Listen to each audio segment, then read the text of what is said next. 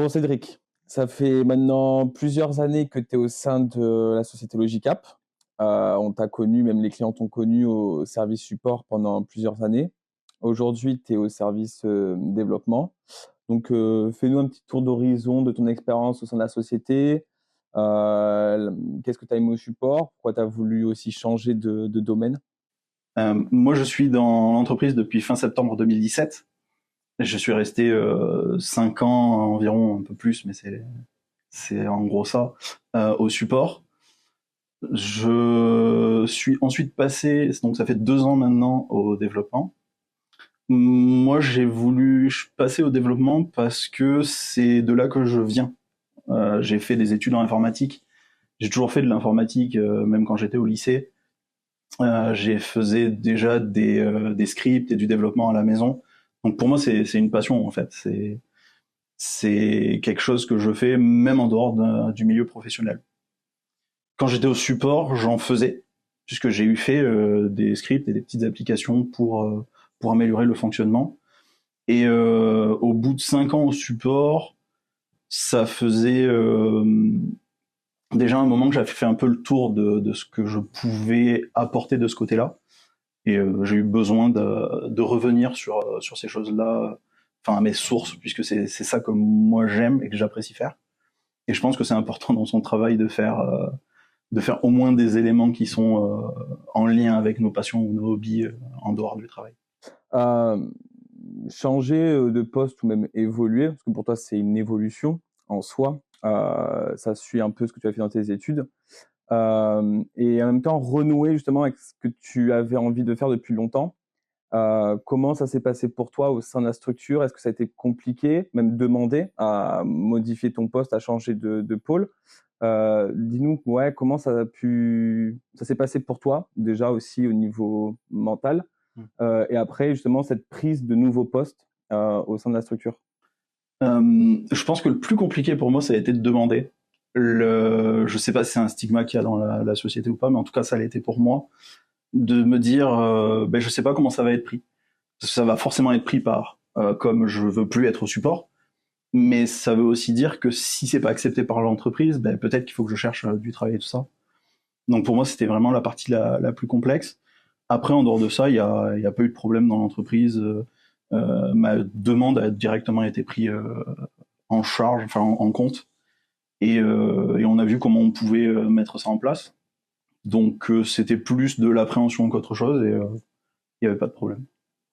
Et toi, de ton côté, donc arrivé dans un nouveau pôle, tu connaissais déjà les personnes à l'intérieur, donc qui sont avec toi depuis le début que tu es arrivé.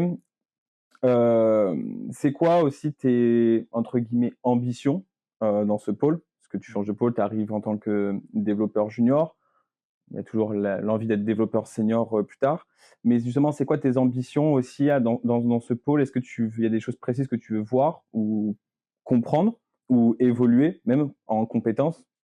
Moi, mon point le plus important quand je suis passé développeur, donc dans Logica, c'était vraiment, ça peut paraître bizarre peut-être pour certains, mais c'était vraiment de corriger les points que j'avais vus quand j'étais au support qui étaient vraiment gênants, et pour le support et pour nos clients.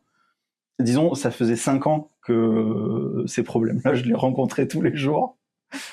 Et ben, là, quand je suis développeur, je peux faire quelque chose là-dessus en fait. Je peux les changer, je peux les corriger, je peux appuyer sur la roadmap du développement pour, euh, pour faire valoir que c'est des choses importantes. Donc c'est vraiment ça pour moi les points importants. Et pour ce qui est de mon ambition à long terme, moi ça reste quelque chose que je fais comme passion et hobby aussi à l'extérieur. Et ce qui m'intéresse vraiment le plus, c'est maîtriser ce domaine et l'étendre, puisque je fais d'autres choses aussi à côté de ça. Je fais pas que ce qu'on fait ici en informatique. Et justement, parce que c'est vrai que toi aussi, de ton côté, donc au niveau perso, tu t'es beaucoup investi pour justement pouvoir être développeur dans la société. Euh, Est-ce que tu considères aujourd'hui que la société t'a accompagné dans le choix que tu pouvais faire, ou assez accompagné, ou pas assez, et justement, qu'est-ce qui aurait pu te manquer à ce moment-là? Disons, forcément, ça rentrait dans le cadre de l'entreprise. qui est pas comme pourrait l'être une très grosse entreprise avec plein de postes disponibles, forcément toujours en recherche de un peu tout. Donc, si j'avais eu le choix, est-ce que j'aurais été développeur plutôt qu'un autre poste? Je sais pas. Moi, j'ai eu fait du développement quand j'étais à l'école et en entreprise, mais pas dans des gros projets comme là. Ce que j'ai fait en entreprise, c'était de la sécurité informatique. S'il y avait eu ce poste, peut-être j'aurais fait de la sécurité informatique. Mais en vrai, ça reste développement, sécurité informatique, c'est des choses qui font partie de ma passion. Donc j'ai pas eu de problème là-dessus. Et pour ce qui est de l'accompagnement, il y a une bonne ambiance dans l'entreprise, il y a une bonne cohésion d'équipe. J'ai plutôt été bien accompagné sur l'inclusion dans le projet en lui-même, mais aussi en tant que développeur et plus support, puisque on a cherché à m'enlever toutes les casquettes que j'avais, que j'aurais pu en garder certaines, mais qui auraient été plutôt un poids plutôt qu'autre chose en tant que développeur, puisqu'il n'y a pas de lien avec ce métier-là. Donc moi, je considère que j'ai plutôt été bien accompagné. Ça doit être une réussite personnelle pour toi. De passer développeur? Ouais. Oui, disons, je me suis jamais vu comme voulant faire du support technique. C'est très bien le support technique puisque ça met en relation le relationnel avec les clients, le produit, mais aussi la partie technique et du coup le développement, comment fonctionne le téléphone, etc. Mais c'était pas ce que moi je préfère faire. Donc oui, je considère que c'est une réussite professionnelle et personnelle d'avoir pu passer et aujourd'hui être toujours développeur. Et justement, comme tu le dis, au support, tu as eu vraiment d'autres missions, tu voyais vraiment le client au plus près, dans ses problématiques les plus proches. Est-ce que le fait de passer développeur aujourd'hui n'est pas un plus pour toi aussi? Parce que tu connais la problématique client, tu l'as vue. Alors aujourd'hui, tu la vois beaucoup moins, c'est sûr, mais tu la connaissais quand même. Donc du coup, tu avais aussi la solution évoluée.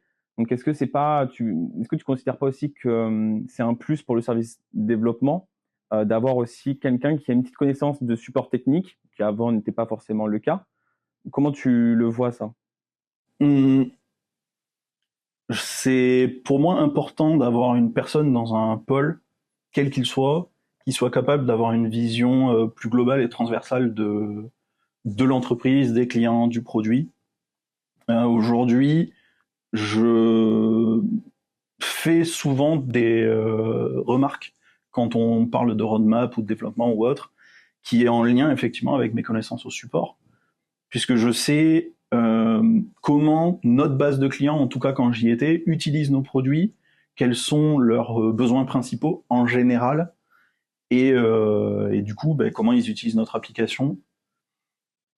En dehors de ça, je pense que c'est bien pour l'entreprise au global, pas que pour le pôle, puisque ça permet d'avoir des gens qui ont une idée assez poussée de justement comment les clients l'utilisent, et que quand on parle à différents interlocuteurs dans l'entreprise, on est le même langage, on parle de la même chose. Il n'y a pas le langage des développeurs qui, eux, font leur développement dans leur coin, et le langage du support qui, eux, ont leur relation avec juste les clients.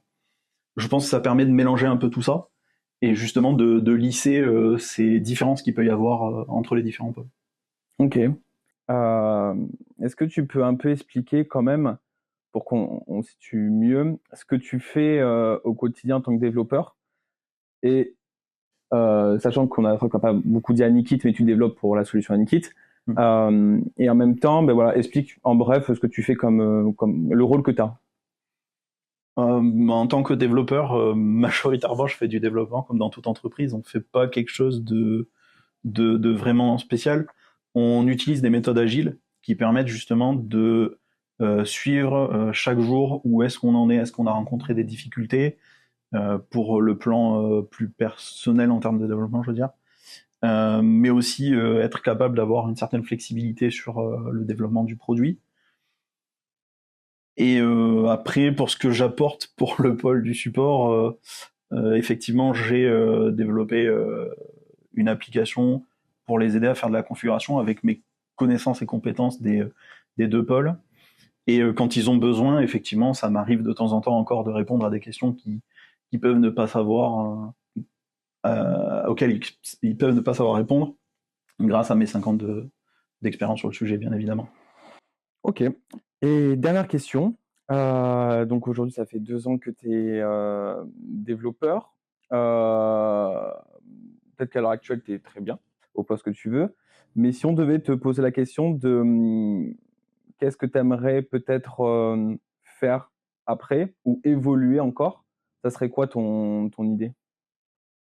Comme je disais tout à l'heure, pour moi, ce qui m'intéresse personnellement, c'est vraiment la maîtrise de ce domaine. Donc, j'ai pas forcément d'ambition de passer responsable d'équipe, etc. En plus, qui sort un peu du domaine informatique. Moi, si je devais avoir une évolution, ce serait plus sur quelque chose que fait aujourd'hui Christophe, qui est être consultant ou aider les gens en interne. Après, plus on va avoir de gens dans l'équipe, plus Christophe va être obligé de se spécialiser. Donc peut-être quand on aura plus de développeurs, être un peu le référent du produit sur certaines questions. Là, je parle côté technique, sur le code, sur le projet, comment il fonctionne, etc. Merci beaucoup Cédric de t'être prêté au jeu. C'était super intéressant d'avoir ton expérience. Oui, mais effectivement, merci Cédric à toi pour le temps aussi pris. Et à bientôt. Au revoir.